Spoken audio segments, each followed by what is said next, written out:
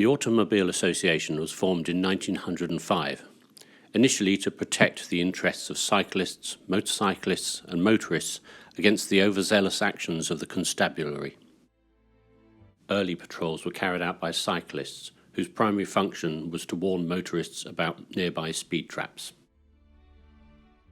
After the First World War, as motorcar use became much more common, the organisation rapidly expanded. Uniformed patrol officers on bicycles and increasingly on motorcycles, and helped by an efficient communications network including 862 AA telephone boxes, rendered roadside assistance to all manner of members, and possibly non-members.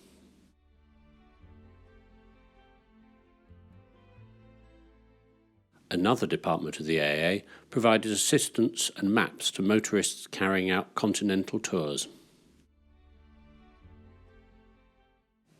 In 1928, the AA, under the ever-enthusiastic leadership of Stenson Cook, opened the aviation department. The idea had come from two AA members, Ivor McClure and Oliver Tapper, and Cook wasted no time in recruiting them both to run the department. The aviation department soon became second to none in providing fuel and customs carnets and charts for Britain, Europe, and most of the colonial world.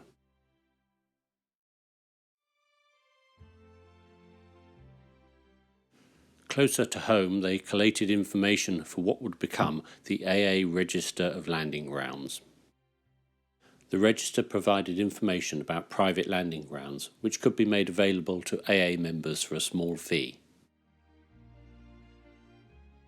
All landing grounds in the register were regularly inspected by AA patrolmen to make sure they hadn't been ploughed up or any other small inconvenience, and the whole register was available to members in a loose leaf binder, much like a Pooley's flight guide of today.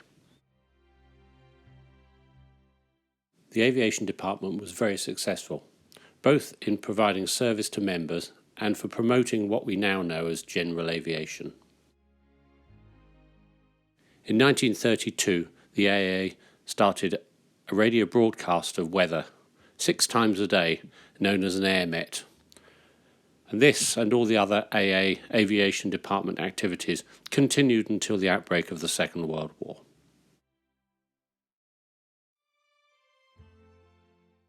Some 40 years later, a friend of mine wrote to the AA requesting a copy of the pre-war AA Landing Grounds Register.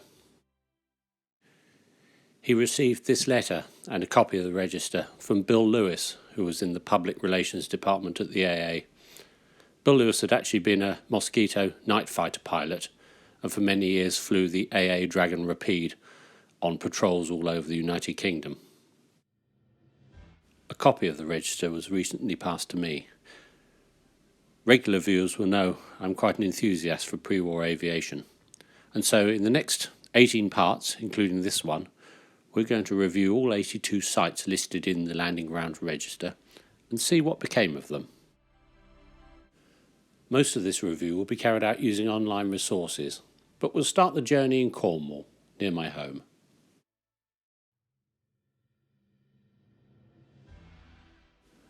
Trebelsue Farm, also known as Trebelsue Big Field, was opened as a flying site in the early 1930s. It was certainly used on 3 occasions by Alan Cobham's Flying Circus.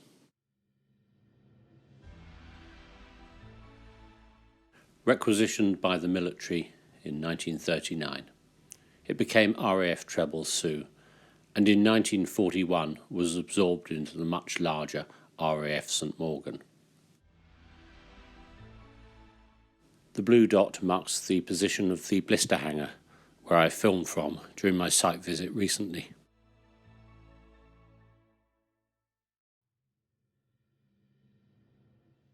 There's the blister hangar, and as I pan round to the east and then slowly round through to the north, plenty of room to land a Moth or an Avro 504, or indeed a small Aeronca, but probably never again.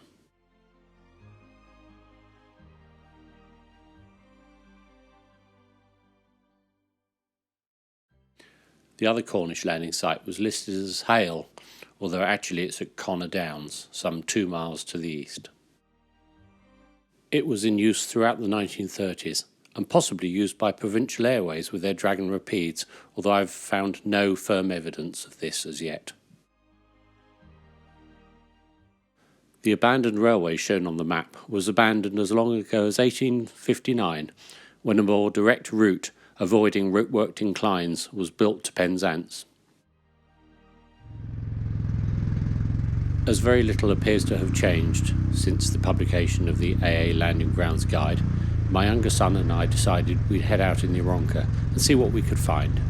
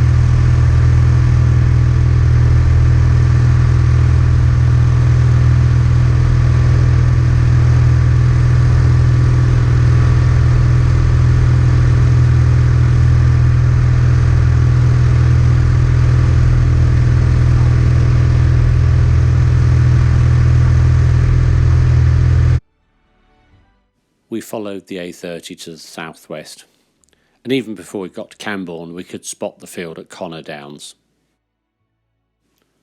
The wind was about 10 knots from the northwest, and in spite of it being the summer, and the hottest summer anyone can remember, it started raining. Anyway, we positioned round for an approach from the southeast, over the old railway line.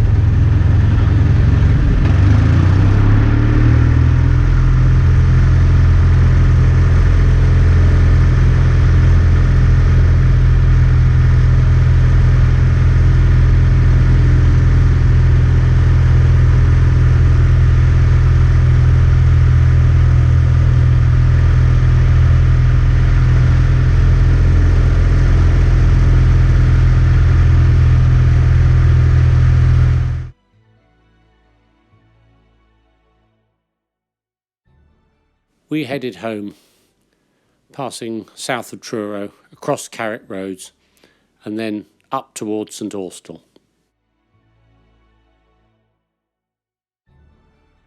Maybe we saw the ghost of an Avro 504 as we passed Captain Phillips' flying site.